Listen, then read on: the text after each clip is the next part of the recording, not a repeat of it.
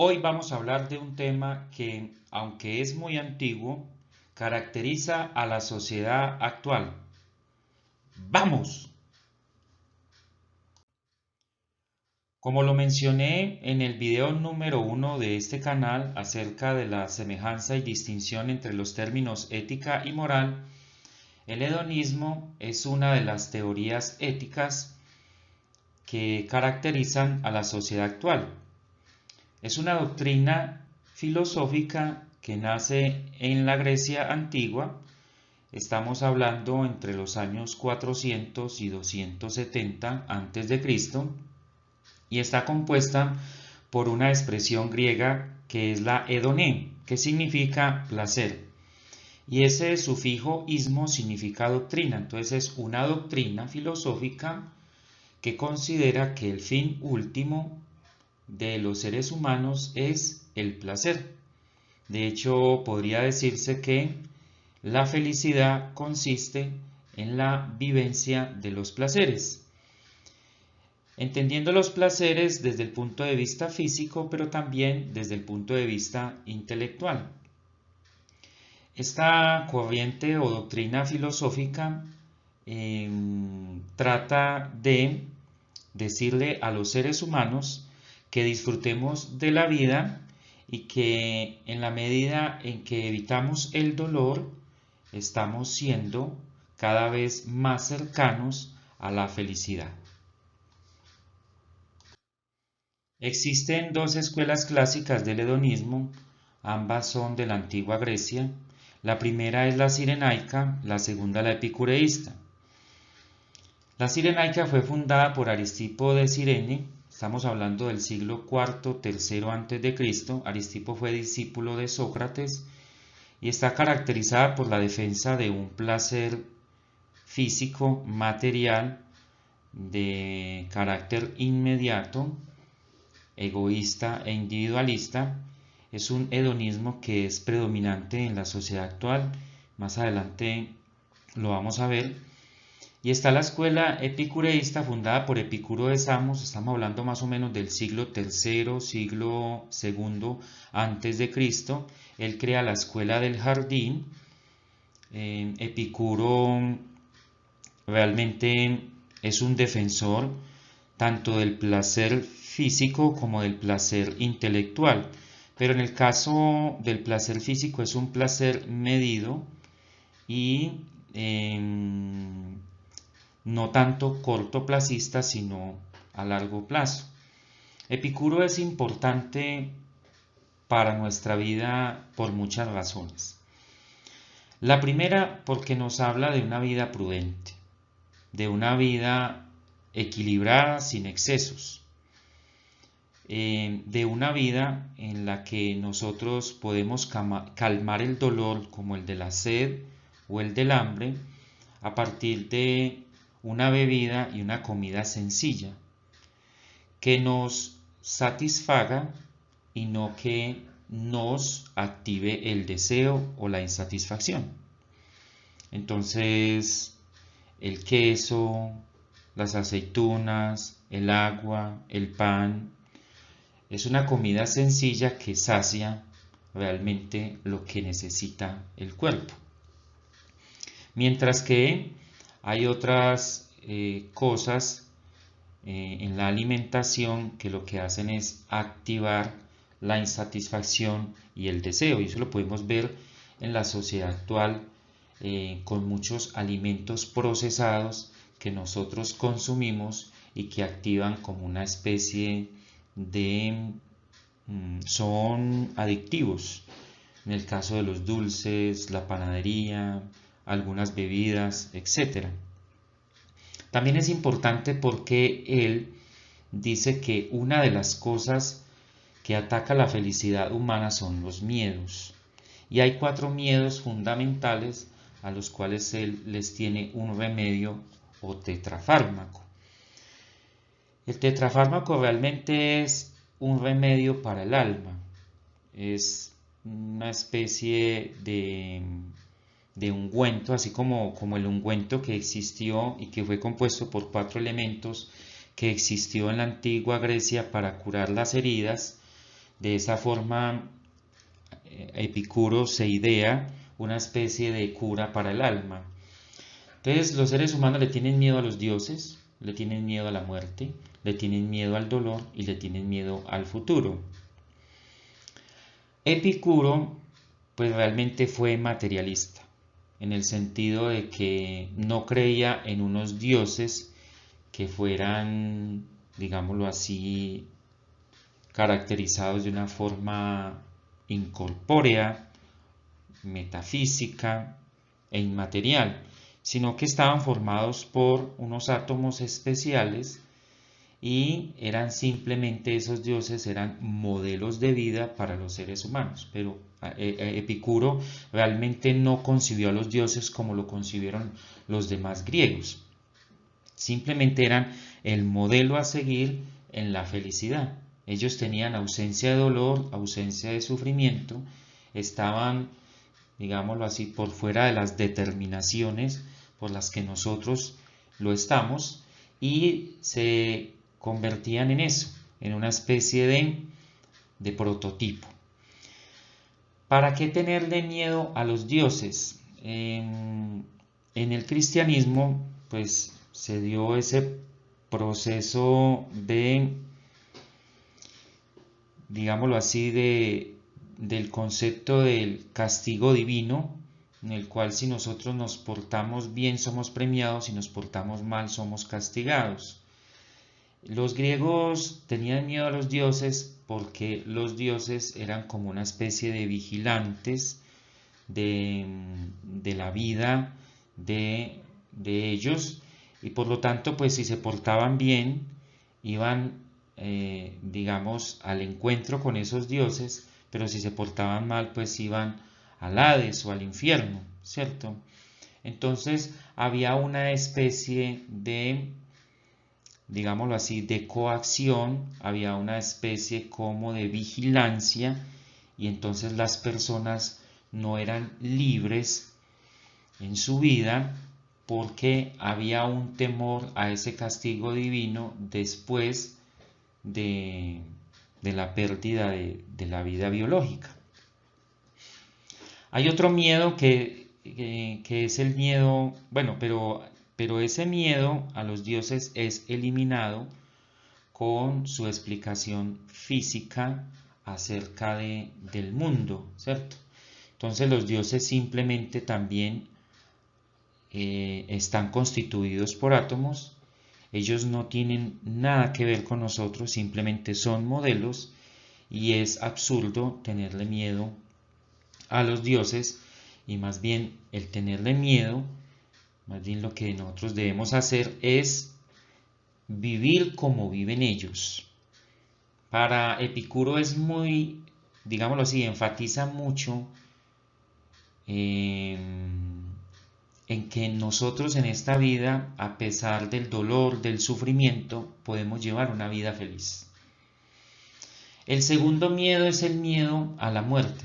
¿Por qué le tenemos miedo a la muerte si la muerte es simplemente algo que no se puede experimentar? Entonces es absurdo tenerle miedo a la muerte si cuando nosotros morimos nuestras sensaciones o nuestro cuerpo deja de sentir. Si no experimentamos nada, pues entonces no hay ningún dolor, no hay ningún sufrimiento. ¿Por qué? Porque cesan las sensaciones. Entonces es absurdo tenerle miedo a la muerte porque simplemente caemos en un estado de tranquilidad porque no hay sensación de ningún tipo. Eso es como cuando usted se acuesta a dormir. O sea, no tiene ninguna sensación, no siente nada. Entonces es una tranquilidad constante, una paz constante. Bueno, la otra es el miedo al dolor. Es absurdo, primero porque el dolor es inevitable, lo mismo el sufrimiento. Es inevitable que nosotros dejemos de sentir sed, dejemos de sentir hambre, por alguna caída o algún golpe dejemos de sentir dolor, pero tenemos que recordar que el dolor es pasajero. Si el dolor es muy intenso, en cualquier momento va a desaparecer. en cualquier momento, no va a durar una eternidad. Entonces, ¿por qué tenerle miedo al dolor si ese dolor no va a durar una eternidad? Si ese dolor es producto de una enfermedad grave, pues eso terminará con la muerte, y la muerte es inexperimental, no hay sensaciones en ella. Entonces es ridículo tenerle miedo al dolor. Primero, porque si el dolor es muy intenso, como lo dije ahorita, y parte de una enfermedad grave, terminará con la muerte, y en la muerte es como un sueño constante. Si el dolor es intenso, pero no es producto de una enfermedad grave, va a pasar. En algún momento se va a calmar.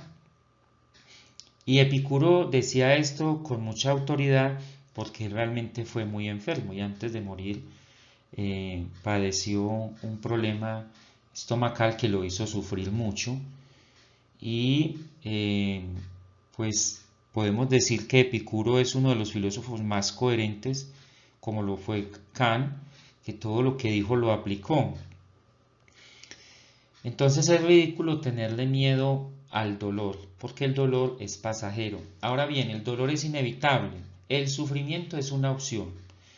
El sufrimiento es un dolor interno, como por ejemplo el odio o el resentimiento, la preocupación, ¿cierto? El miedo. Son dolores que son internos, la ansiedad, ¿cierto? Pero eso se cura con la razón. Eso se cura con un buen ejercicio de la razón, con un ordenamiento de las ideas. Podemos decir que usted tiene una preocupación y habla con alguien y esa persona da unos argumentos y esos argumentos lo convencen a usted de que ese miedo que usted realmente tiene es un miedo irracional o es una preocupación absurda, ¿cierto? Entonces, por eso se hace también importante la filosofía o el estudio de la filosofía, porque el estudio de la filosofía me va a ayudar a cultivar la razón y desde la razón vencer esos miedos. Está el miedo al futuro. Para Epicuro, el mundo es un azar. No es algo que está ordenado o orientado, regulado por los dioses, sino que es el azar. Recordemos que los dioses están por allá, están en una vida ausente de dolor, de sufrimiento, llevan una vida de felicidad y que ellos solamente son el modelo para nosotros, diferente al caso cristiano. Entonces, miedo al futuro, ¿para qué? Si no depende de nosotros. ¿Por qué preocuparse por el futuro si no sabemos si va a llegar? No sabemos si mañana perdemos la vida, no sabemos si el día de mañana pueda que el mundo finalice. No lo podemos, digámoslo así, determinar. Y entonces es también un absurdo tenerle miedo al futuro porque es algo que no depende de nosotros. De nosotros no depende la lluvia, no dependen los terremotos, no depende el calor o el frío, pero nosotros podemos tomar algunas acciones para hacerle frente a aquello que no depende de nosotros. No quiere decir tampoco que nos relajemos y nos entreguemos a ese azar futuro sin llevar una vida racional, sin llevar una vida prudente, sin llevar una vida bien vivida.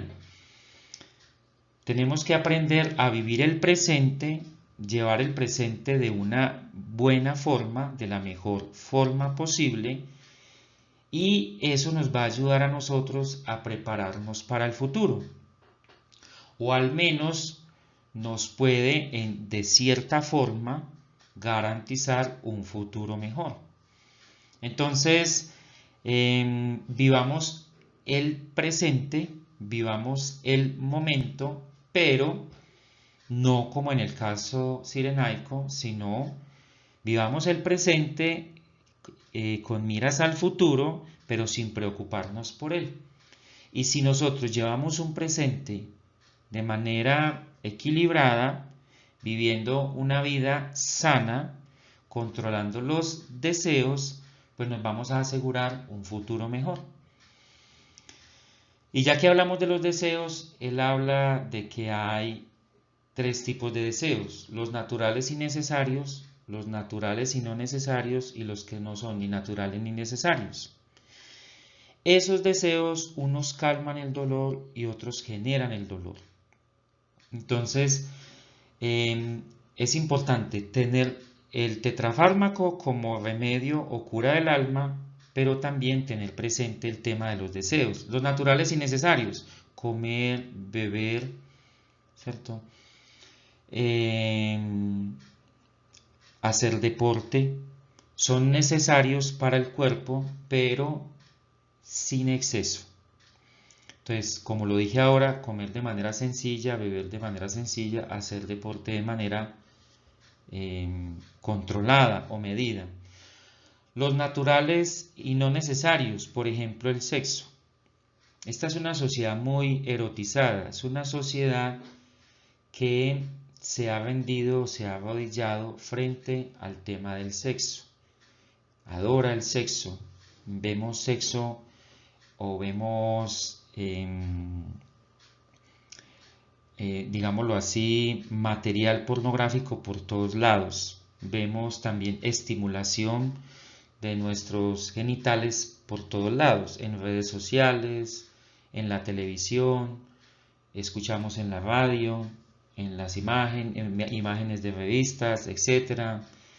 Es una sociedad que ha sobrevalorado el sexo y lo tiene como un dios. Esta sociedad respeta tres cosas: respeta el dinero, respeta la fama y respeta el sexo. Esos son los tres dioses que adora el ser humano actual.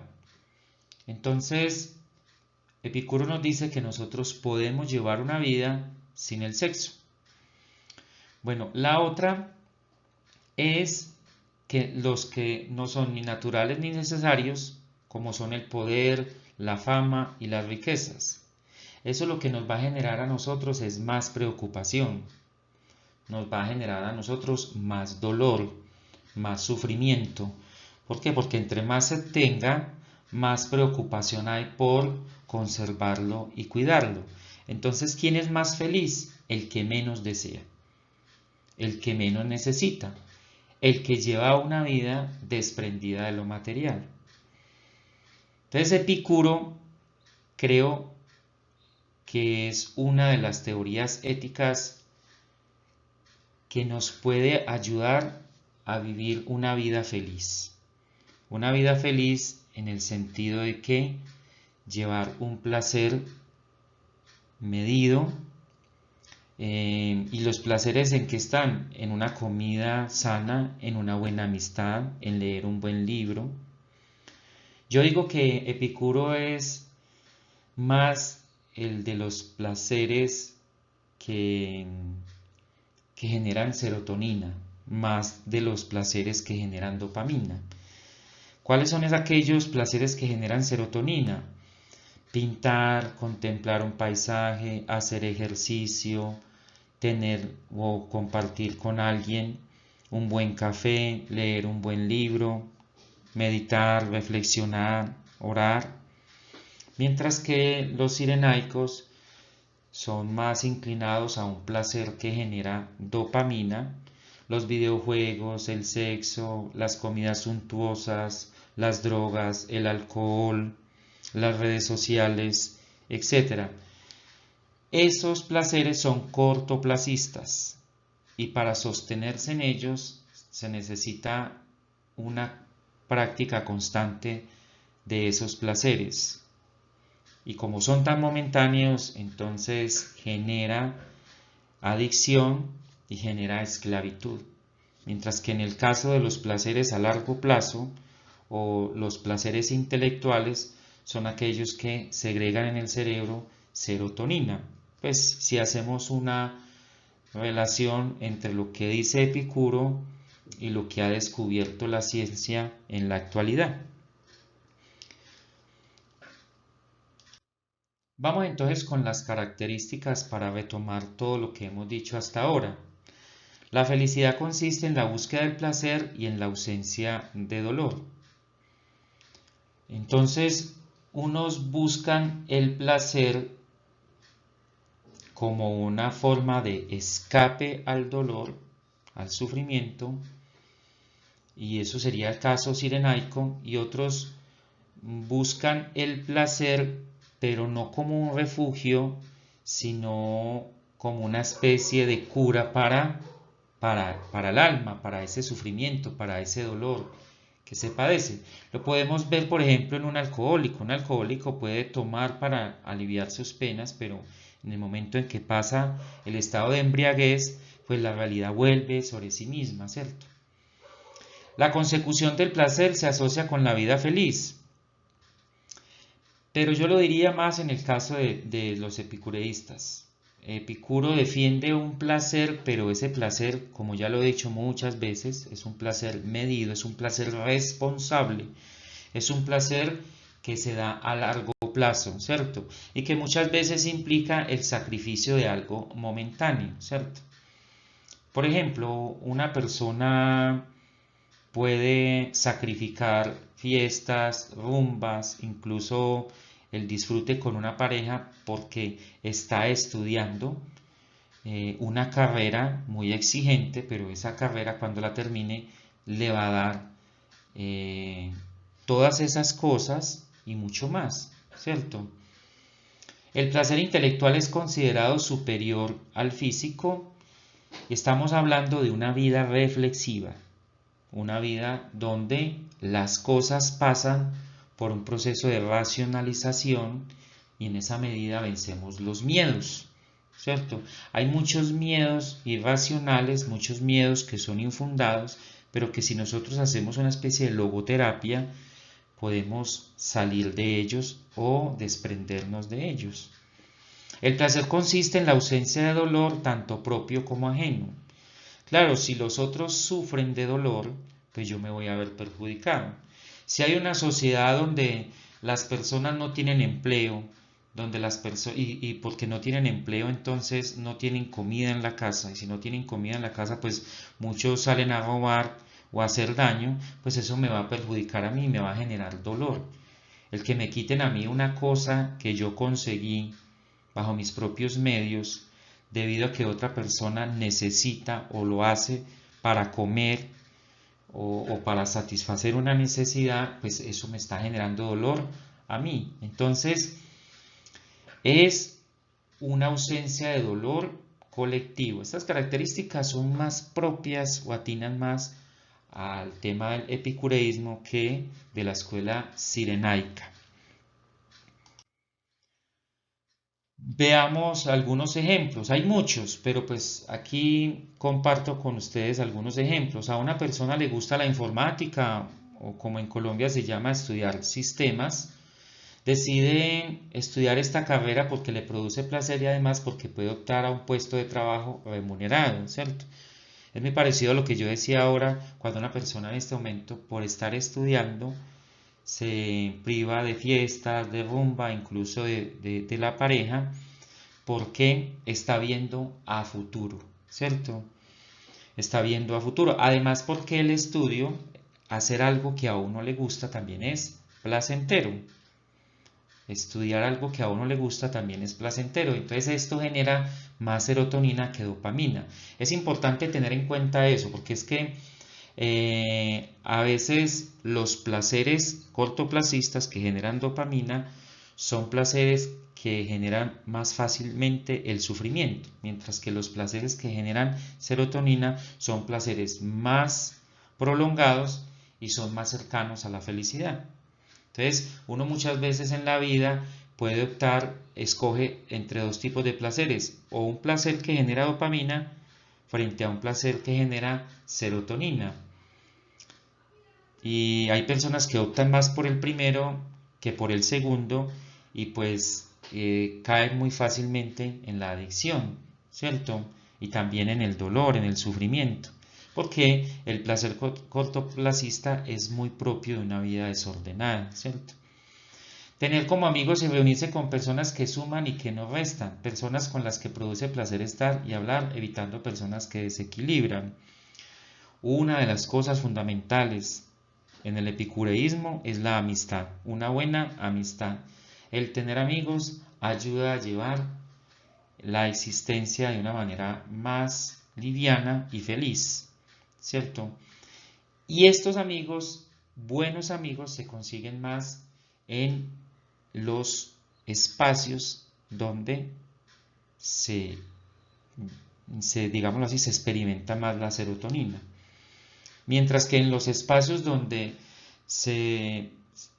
hay la búsqueda de placer, de dopamina, pues se puede caer más fácilmente en grupos sociales falsos, traicioneros, por ejemplo los amigos de trago, los amigos de drogas, los amigos de sexo, posiblemente no sean tan buenos amigos como los amigos que comparten el estudio, que comparten el trabajo, que comparten el hacer ejercicio, que comparten el meditar, el orar. Yo diría que son dos grupos sociales con vivencias de placeres diferentes y que más fácilmente se puede conseguir mejores amigos en el segundo grupo que en el primero. Y ahora nos referimos al hedonismo en la sociedad actual. Yo les había dicho al comienzo del video que esta sociedad actual se caracteriza mucho por la escuela cirenaica de Aristipo de Cirene, en el sentido de que es una sociedad de lo inmediato. Entonces aquí vemos en las imágenes comidas suntuosas que lo único que van a generar son problemas de salud, pero generan un placer momentáneo. Por ahí dicen, o al menos aquí en nuestro contexto colombiano, dicen que lo más rico en comidas es lo más perjudicial. Entonces, por ejemplo, la Coca-Cola, por ejemplo, las comidas rápidas, la hamburguesa, ¿cierto? Los perros calientes, etcétera, estimulan mucho el deseo, calman la ansiedad calman el hambre por un momento, pero activan fácilmente la insatisfacción. Entonces, algunos alimentos procesados son adictivos. Entonces, lo que eso nos va a traer a largo plazo es obesidad y problemas de salud. Están las redes sociales que generan una especie de dopamina porque pues hay cosas que nosotros vemos y estimulan el cerebro, pero también en el fondo hay una especie de comparación con la vida del otro. Entonces, pareciera que mi vida la llevo de una manera muy corriente, muy normal, mientras que la vida de otros es mejor porque veo fotografías de viajes, porque veo fotografías de carros, de casas, de joyas, etc. Está también el consumo de artículos. Muchas veces ese consumo de artículos es el comprar por el comprar de manera compulsiva para aliviar o calmar algo. De hecho, muchas personas salen a comprar es para evadir alguna situación familiar o del trabajo. Entonces quieren en el comprar una recompensa, pero el problema es que esa recompensa es corta, ¿cierto? Entonces activa otra vez ese deseo de comprar y de comprar.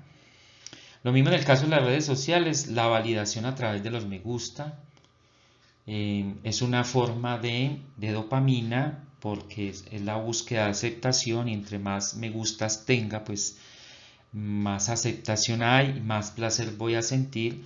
Si no se dan esos me gustas, pues entonces se lleva una vida, digámoslo así, triste, porque no hay una aceptación social o no hay una aceptación de lo que yo estoy diciendo en las redes. Entonces, aquí faltan figuras sobre el sexo, sobre las drogas, sobre el alcohol, sobre los videojuegos, que también son placeres que son momentáneos y que generan destrucción, incluso a corto o mediano plazo, al ser humano. En este video yo los llamo a que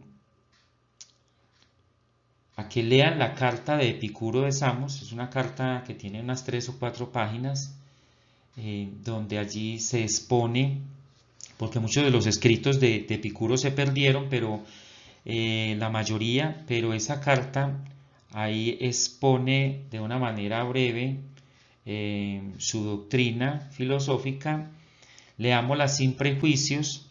Realmente Epicuro es el promotor de una vida feliz en cuanto a un placer de forma equilibrada, y también es un filósofo que nos ayuda o nos enseña a que aprendamos a filosofar, a razonar acerca de la vida en la que nos encontramos, que es una vida que está llena de muchos miedos. Esos miedos están infundados en las redes sociales, en lo que leemos, en las noticias y también en las creencias populares. Entonces es una doctrina filosófica y es un filósofo que nos ayuda a nosotros a depurar todo aquello que vemos y escuchamos y que nos está generando ansiedad, depresión, tristeza, estrés, angustia. Entonces los invito a que hagan una lectura de la carta de Epicuro a Meneceo, así se llama, la carta de Epicuro a Meneceo. Léanla despacio y se van a dar cuenta de la riqueza que este filósofo nos trae a nosotros y que realmente nos ayuda para curar nuestra alma. Espero que este video haya sido claro, la exposición. Espero que les haya gustado, también que les sirva de algo en su vida.